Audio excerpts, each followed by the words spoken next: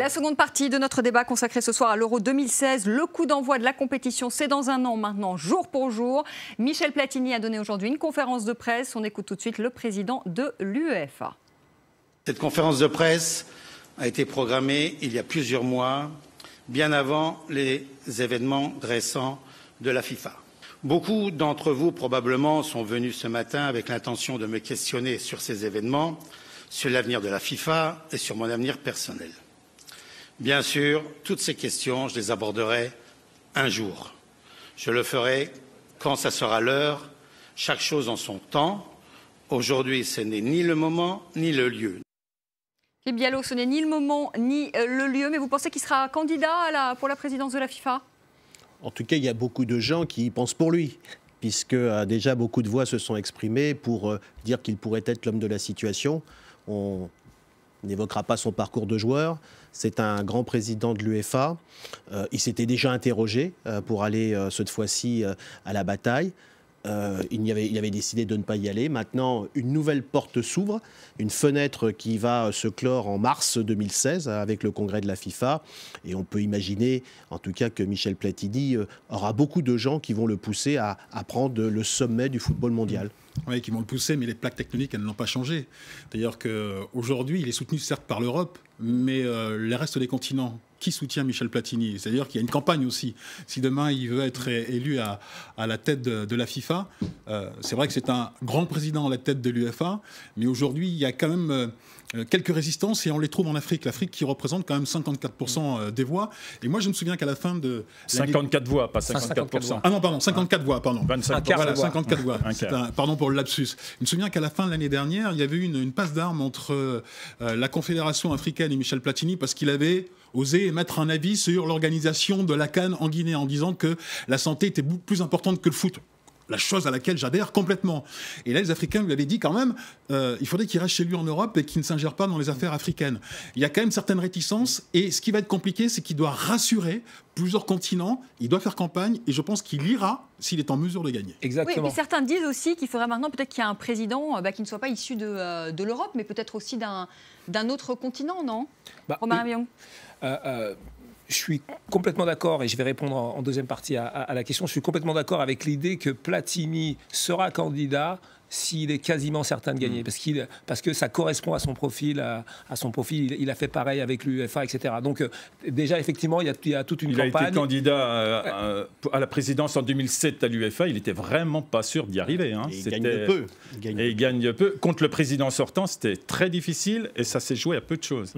Mais ça ne correspond pas à son profil psychologique habituel où il aime bien être rassuré et être certain d'y aller. Vous pensez que ce sera plus propre la FIFA qu'avec Sepp Blatter, parce qu'il a quand même travaillé avec Sepp Blatter pendant très longtemps, il a été dans son sillage. Pour moi, je n'en doute pas. Après, à ce stade, je ne peux pas présumer. Platini a été la conscience sportive de Sepp Blatter de 98 à 2002, puis depuis il est membre du comité exécutif, il est aujourd'hui vice-président de la FIFA, mais évidemment qu'une FIFA sous Michel Platini, on peut imaginer que ce serait une autre FIFA que la FIFA. Sur la probité de Michel Platini, je n'ai aucun doute. Donc après, effectivement, est-ce qu'en dessous, il se passera des choses? Mais sur Michel Platini et sur sa volonté d'assainir les choses, là, je n'ai aucun doute. Vous savez, je crois que le football, maintenant, la FIFA, c'est 209 pays.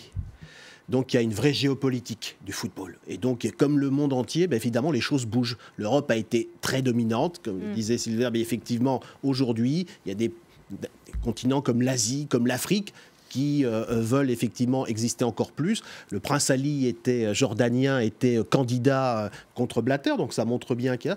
Maintenant, je pense que si Michel Platini, qui a été quand même le meilleur joueur du monde de son époque, président de la confédération la plus importante dans le monde, s'il veut y aller, sa notoriété qui est aussi planétaire, c'est quand même des éléments majeurs pour en faire un futur président de la confédération la plus riche du monde. Je crois que c'est un inconvénient dans son CV plutôt qu'un avantage. Complètement. Parce que au niveau mondial, c'est donner les clés de la FIFA au président de la confédération la plus riche, ce que ne veulent pas, me semble-t-il, les autres confédérations. À moins qu'on change le système et que l'on mette de la transparence dans la FIFA et qu'on en injecte de la démocratie. Le problème de la FIFA aujourd'hui, c'est que qu'il y a un délit de démocratie. Quand on voit l'organisation, l'attribution de la Coupe du Monde, la manière dont ça se passe, aujourd'hui, c'est ce qu'on reproche d'ailleurs à la FIFA. Tant que les hommes, on peut les changer, mais le système ne change pas, on n'avancera pas. Et aujourd'hui, je crois que le chantier principal de Michel Platini, du futur président, ce sera de changer le système. Et c'est pour ça qu'il faut repousser les élections pour qu'on installe les conditions de l'exercice démocratique. Oui, mais sauf que l'exercice démocratique, qui est soi-disant démocratique aujourd'hui, c'est un pays, une voix. Si aujourd'hui Michel Platini arrive au pouvoir, ça voudra dire qu'il a réussi à convaincre 104, 105... Qui fasse campagne. Sauf que aller dire à des pays... Donnez-moi votre voix. Dès que je serai élu, je changerai tout. Il n'y aura plus un pays, une voix, une confédération, pas une voix. Tout, non, le système ne changera pas. C'est le principal grief. C'est le principal grief que l'Europe, que les fédérations européennes. Il faut qu'on soit technique. Allez, Romain Ravillon, il termine. Non, mais c'est le principal grief de dire une fédération, une voix que les fédérations européennes ont contre certaines fédérations d'Amérique centrale, latine ou on est obligé, pour bien comprendre les choses, on est obligé d'expliquer un petit point, à savoir que le président de la FIFA est élu par toutes les fédérations du monde. En revanche, le comité exécutif, le gouvernement qui l'entoure, est élu à l'intérieur de chaque confédération, c'est-à-dire à l'intérieur de chaque région du monde. Un peu comme si le président de la République française gouvernait avec les présidents de région. Voilà. Ça fait un ensemble un peu hétérogène de gens qui n'ont pas les mêmes intérêts, qui n'ont pas la même vision. Aujourd'hui, l'idée, ce serait peut-être d'avoir un scrutin de liste, par exemple, ou que tout le monde, au moins, soit élu par le Congrès, par la même instance. Et là, parce que Michel Platini m'avait dit il y a quelques mois, environ 2 ans, au moment où il réfléchissait à une éventuelle candidature, il m'avait dit que ce qui le gênait, c'est justement de se retrouver président de la FIFA, entouré de gens avec qui il n'irait peut-être même pas dîner, et en qui il n'avait aucune confiance. Voilà le problème. On va revenir, si vous voulez bien, sur... je voudrais qu'on parle un peu sport, là, maintenant. Avec plaisir. Avec grand plaisir, moi aussi. Je voudrais qu'on parle donc de cet Euro 2016 et de Jacques Lambert. Jacques Lambert, président du comité d'organisation de l'Euro 2016. Et il dit ce qu'il attend de cet Euro. Écoutez-le. Sur le plan sportif, un Euro qui soit aussi spectaculaire, aussi intéressant que la dernière Coupe du Monde, avec des matchs très ouverts, beaucoup de buts, du jeu offensif, etc. Parce qu'il ne faut pas oublier qu'au-delà de tous les aspects de l'organisation, le vrai succès d'un Euro, il se mesure sur le terrain, sur les écrans de télévision. Je dirais que c'est le jeu, ce sont les résultats qui vont faire une grande partie du succès de cet Euro. Philippe Diallo, est-ce qu'on a des chances? Parce que la France a subi une déconvenue face à la Belgique et contre les grandes nations comme le Brésil. Décidément, on a un peu de mal en ce moment. Moi, je suis assez optimiste parce que après ce qu'il a bien fallu parler presque du drame de Neissner en 2010 à la Coupe du Monde, la France a entrepris une entreprise de reconstruction. Aujourd'hui, on a une équipe qui est plus jeune, talentueuse, qui a pris beaucoup d'expérience au Brésil lors de la dernière Coupe du Monde, qui a été éliminée par le futur vainqueur et par un petit but d'écart. Avec cette expérience accumulée, avec Didier Deschamps comme sélectionneur, je pense que la France peut être classée assez logiquement parmi les équipes qui peuvent prétendre aller au bout. Allez-y. Non, mais on est favoris. Non, mais on est parmi les favoris. La difficulté que l'on aura, c'est que pour gagner une compétition de cette envergure, il faut une grande équipe et un joueur de génie. C'est-à-dire que chaque fois qu'on a gagné, on avait une grande équipe et un joueur de génie. C'était le cas avec Platini, c'était le cas avec Zidane. Avons-nous une grande équipe ? Nous avons une bonne équipe. Avons-nous un joueur de génie ? Je ne pense pas qu'on ait ce joueur de génie pour gagner la grande compétition. Surtout qu'en face, il y a l'ogre allemand, et il n'y a pas d'autre terme que de dire l'ogre allemand qui pourrait remporter la compétition après la Coupe du Monde. Les Espagnols qui, après la catastrophe qu'ils ont vécue au Brésil, pourraient avoir un coup de fouet qui pourrait les remettre en selle parce qu'ils pratiquent un football extraordinaire. Et il faut toujours se méfier d'une équipe qui nous a toujours causé souci. Les Italiens qui, quant à eux, sont toujours en mesure, quoi qu'il arrive, de gagner. Il ne faut pas s'arrêter sur le résultat d'un France-Belgique. Oui, la Belgique est en train de jouer les éliminatoires pour être à l'Euro. La France est qualifiée d'office, ce qui a à la fois un avantage, on est sûr d'y être, mais enfin à 24, c'est pas très dur aujourd'hui. L'inconvénient, c'est qu'on ne joue que des matchs amicaux. Alors, à la fin d'une saison, garder cette semaine, par exemple, les joueurs sous pression à Clairefontaine pour aller jouer un terrible Albanie-France samedi prochain, vous imaginez la hargne que les joueurs vont démontrer sur le terrain. Donc je crois qu'il ne faut pas trop s'arrêter à ces matchs amicaux. C'est une c'est un passage obligé. On a une bonne équipe, on a surtout un excellent sélectionneur et qui a l'habitude de tout transformer ce qu'il touche en or. Donc je compte beaucoup sur Didier pour y arriver. Je ne suis pas certain que l'équipe de France soit favorite. Pour moi, l'équipe de France fait partie des outsiders ou favorite par défaut parce qu'elle est à domicile, mais dans mon fort intérieur, c'est plutôt outsider. Le grand favori, c'est l'Allemagne. C'est clairement l'Allemagne. Et l'Allemagne n'a pas de joueur de génie, mais l'Allemagne a une équipe, un collectif qui l'a... Manuel Neuer. Non, mais, le gardien. Non, c'est du génie, là. L'Allemagne, c'est un match redoutable en éliminatoire dimanche, elle affronte Gibraltar. Dans le cœur du jeu, elle n'a pas ce joueur de génie. En revanche, elle a un collectif qu'elle a façonné depuis plusieurs années. Elle est présente en demi-finale depuis plusieurs années. Et justement, c'est là que nous, on doit construire quelque chose. Parce qu'on a des joueurs qui sont pas loin d'être des génies, qui sont Benzema, qui sont Pogba, mais on n'a pas derrière le collectif qui va venir cimenter tout ça. C'est pour ça que je dis qu'on est outsider, on n'est pas favori. Romarin, s'il te plaît, il devait être ballon d'or, Manuel Neuer. C'est un génie, gardien. Je suis d'accord, sauf que dans le cœur du jeu, tu as besoin de leaders qui ne soient pas forcément des génies, mais tu as aussi besoin de joueurs qui soient des fers de lance techniques et qui puissent prendre le jeu à leur compte le moment venu. Pour passer du statut d'outsider à favori, peut-être même gagnant, je pense que le fait que ça se passe en France et le fait qu'il puisse y avoir, on parlait tout à l'heure de l'atmosphère, de sentir un pays mobilisé derrière l'équipe de France, c'est un élément déterminant. On a vu lors de la Coupe du Monde en 1998 comment la montée en puissance de l'équipe accompagnée par les Français avait finalement abouti à la victoire qu'on connaît. Je pense qu'on peut en tout cas espérer que ce scénario sur le terrain et en dehors du terrain porté par les Français fasse que ce statut d'outsider, effectivement, peut-être aujourd'hui, puisse se transformer au fil de la compétition en vainqueur. Excusez-moi de ne pas être d'accord avec vous, moi je pense qu'on fait partie des favoris. L'équipe de France au complet, avec un Benzema, un Pogba, bon, il faut peut-être que derrière on consolide un tout petit peu, mais on a une équipe quand même assez solide. Et je les place dans les 3-4 équipes, quand je dis favoris, 3-4 équipes qui peuvent remporter cette compétition en créant peut-être la surprise. Effectivement, les matchs amicaux post-championnat ne sont pas des matchs à graver dans le cœur du sélectionneur. Pour autant, il y a eu d'énormes enseignements sur le match de la Belgique. À un an de l'Euro, tu ne peux pas te permettre de ne pas avoir de remplaçants sur les latéraux. À un an de l'Euro, tu ne peux pas te permettre de ne pas avoir de leader au milieu de terrain quand Pogba n'est pas là. À un an de l'Euro, tu n'as pas de remplaçant de Benzema. Aujourd'hui, Benzema, on a vu Giroud qui a fait un mauvais match, ça arrive à tout le monde, mais il n'a pas montré ces derniers temps qu'il pouvait remplacer. Donc aujourd'hui, on a eu énormément d'enseignements sur un match qui certes n'est pas à retenir, mais qui pour le sélectionneur est une base de travail importante. Dominique Courdier-Deschamps, il a haussé le ton, il a dit que l'équipe s'occupait plus, enfin les joueurs, de leur coupe de cheveux que de leur matériel, en l'occurrence de leurs crampons. Donc la question quand même qui se pose, et elle est importante en sport, c'est le mental. Est-ce qu'ils peuvent gagner? Est-ce qu'ils ont le mental en tout cas pour gagner? Mais bien sûr, non mais c'est ce que je disais tout à l'heure à propos de matchs amicaux de fin de saison. On ne peut pas fixer le niveau de motivation d'un joueur en mesurant ce qu'il fait sur un match amical à la fin de la saison. On sait que c'est important quand même pour des internationaux parce qu'on peut perdre sa place en équipe de France sur un match amical. C'est arrivé souvent. Mais que Didier Deschamps, je pense que c'est le genre de défaites qui peuvent être salutaires. Dans quelques mois, on se dira, tiens, c'est bien parce qu'il y a eu... On peut imaginer que la France se soit promenée contre la Belgique, qu'elle se promène en Albanie samedi prochain, et tout va bien, et on est favori, et on prépare l'Euro dans l'allégresse. Là, je pense que les remontées de bretelles de Didier Deschamps peuvent être salutaires, au contraire. Et ça permet de remettre tout le monde à sa place, de recadrer les objectifs, et ça peut être un mal pour un bien, à mon avis. Je crois en plus que Didier Deschamps est un formidable compétiteur. Il a de la chance. Et en sport, il faut de la chance pour gagner. Et puis, il a un effectif aussi de jeunes joueurs, mais qui ont déjà une expérience du très haut niveau.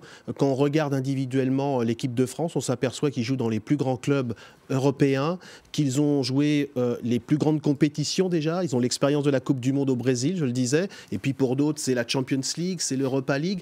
Donc, tous les ingrédients sont là. Après, c'est toute la magie du football. Il faudra qu'entre le 10 juin et le 10 juillet, il y ait une sorte d'alchimie qui se fasse pour que tout ça devienne un groupe soudé, que les talents se surpassent, parce que c'est difficile de gagner, parce qu'un Euro, c'est souvent plus dur qu'une Coupe du Monde, parce qu'il n'y a que des bonnes équipes. Tout de suite, on joue tout de suite des très bonnes équipes. On parlait là des grandes nations, mais autour, il y a beaucoup d'autres nations qui vont être là et qui vont être des redoutables compétiteurs, et donc il faut être tout de suite présent pour gagner. Un premier Euro à 24, c'est sûr que ça va être une nouvelle compétition et une compétition redoutable. Alors justement, qu'est-ce que ça change, justement, le fait d'être plus nombreux cette fois, hein? Ça augmente déjà le nombre de matchs. On passe de 31 à 51, vous imaginez le nombre de matchs. Et pourquoi on a augmenté le nombre d'équipes? Pour quelle raison? La raison, c'est évidemment de permettre à davantage de fédérations de participer à la fête. Il y a des pays qui ne participent plus à des euros et qui vont pouvoir, que ce soit les pays scandinaves, que ce soit l'Écosse, que ce soit des pays moyens. Là, on va avoir pratiquement la moitié des pays d'Europe, de l'UEFA, qui vont participer à l'euro. Il y a peut-être deux choses. Il y a d'une part l'élévation générale du niveau du football. Et donc, il y a des nouvelles nations qui arrivent et qui peuvent prétendre. Qui sont bonnes, oui. Et qui sont bonnes. Bon niveau. Et puis après, il y a aussi, je crois que c'était un des engagements de Michel Platini lorsqu'il a été élu, c'est d'ouvrir le football de très haut niveau à des nations qui n'avaient pas forcément l'occasion d'y aller. Donc c'est l'occasion pour l'Euro. C'est ce qu'il a essayé et ce qu'il a fait aussi pour la Champions League, où des clubs moins habitués à cette grande compétition aujourd'hui arrivent à y accéder. Et ça participe aussi à la manière dont le football va construire l'Europe. Parce que la prochaine édition, ce sera une édition itinérante.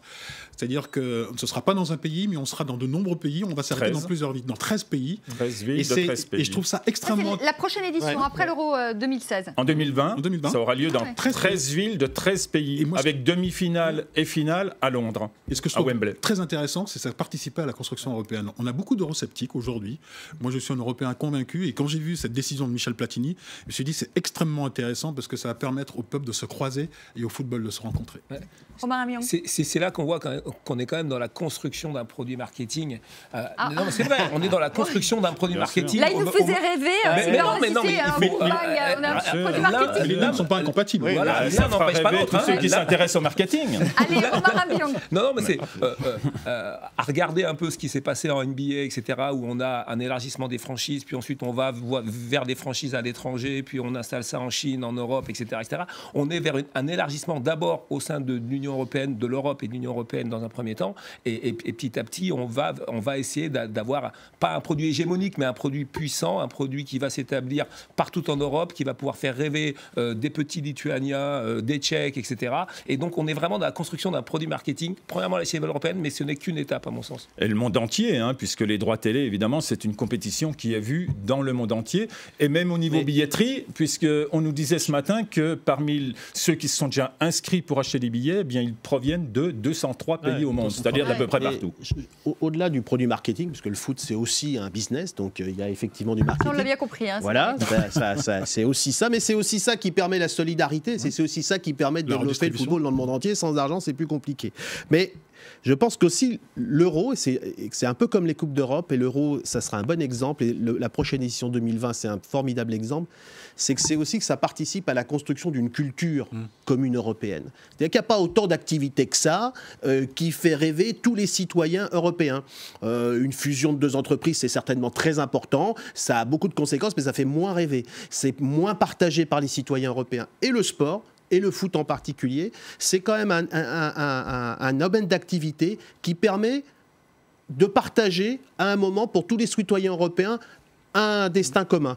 Et je pense que là, ce que disait Silver sur la construction européenne, ça participe d'une identification européenne. Oui. Et puis être un produit marketing, c'est pas négatif. Quand vous proposez un spectacle, autant que ce spectacle soit organisé, autant que ce spectacle, non mais c'est vrai, autant que ce spectacle infiltre de manière personnalisée les différentes cultures des uns et des autres, et donc puisse se délocaliser tout en gardant la structure globale du football, UEFA, etc. Donc être un produit marketing, c'est aussi quelque chose de positif. Et il y aura la fête, puisqu'on a appris que David Guetta serait l'ambassadeur musical. Il y a un grand concert sur le Champ de Mars la veille du match d'ouverture. Donc ça dépasse le football. Merci à tous les quatre. Merci beaucoup. Tout de suite, tout ce qui a fait le buzz sur les réseaux sociaux. Un œil sur les médias, Anthony Saint-Léger.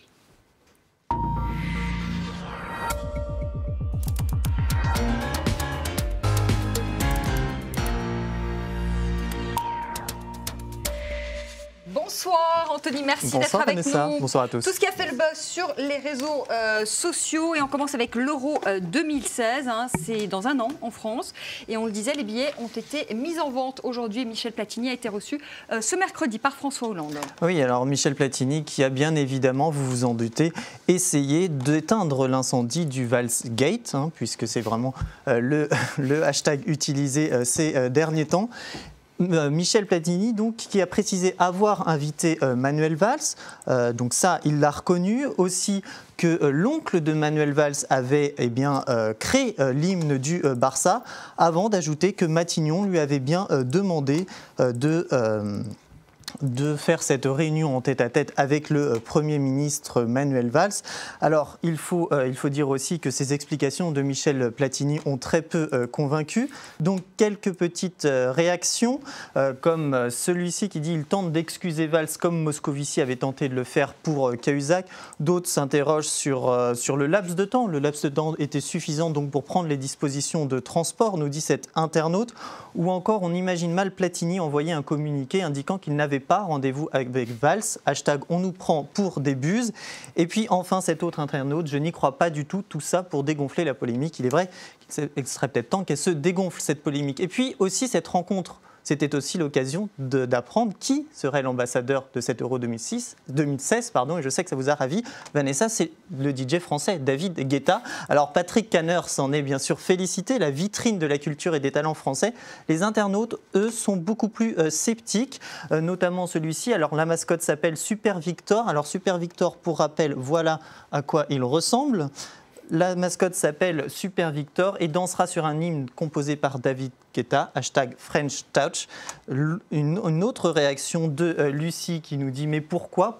et qui cite plusieurs groupes français qui s'interrogent « Pourquoi vraiment avoir choisi David Guetta ?» D'autres précisent et tentent à rappeler qu'en 2002, c'était Johnny Hallyday qui avait fait la... Voilà, c'est un autre style, donc chacun ses goûts. Alors plus sérieusement, cette réunion, c'était aussi l'occasion de se poser la question, la France est-elle prête pour l'Euro 2016 ? Alors économiquement, en tout cas, ce n'est pas trop mal. Sur les 10 stades qui sont prévus, seul le stade de Lyon n'a pas encore été livré, ça devrait être fait pour janvier prochain. Économiquement, ça va. Sportivement, messieurs, c'est peut-être autre chose. Il faut dire que les Bleus se sont fait un petit peu remonter les bretelles. Pas du tout, c'est pas du tout ce qui a été dit sur ce plateau. Très confiant. Très honnêtement, c'est bien. On m'a dit tout le contraire ce soir. Voilà. Comme non, mais vous avez pas, je pense que vous n'êtes pas très fort en foot. Je vais dire la vérité parce que c'est pas du tout ce qui a été dit ce soir. Bon, moins drôle, on reparle de l'affaire Vincent Lambert, ce jeune tétraplégique en état neurovégétatif depuis 2008. Il y a une vidéo qui a été publiée aujourd'hui et qui fait polémique. Oui, une vidéo que nous avons choisi ici à France 24 de ne pas diffuser. 2 minutes 30 et elle a vraiment relancé la polémique. On y voit Vincent Lambert avec son demi-frère qui lui parle et qui cligne des yeux et qui le suit du regard. Alors cette vidéo a été diffusée essentiellement sur des sites internet et des blogs catholiques. On voit ici celui de famille chrétienne. Vincent Lambert n'est pas en fin de vie, nous dit-il. Il faut dire que la vidéo est assez troublante. Je le disais, on voit Vincent Lambert cligner des yeux.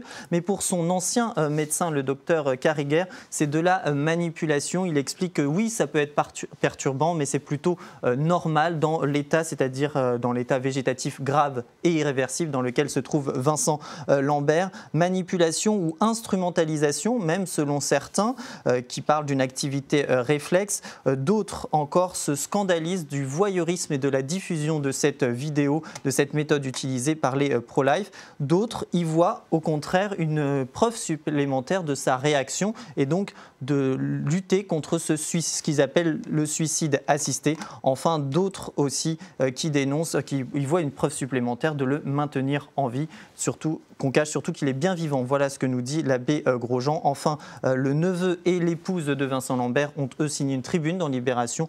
Ils appellent à l'application de la décision de la Cour européenne des droits de l'homme de vendredi. Qui appelle donc à stopper ces soins.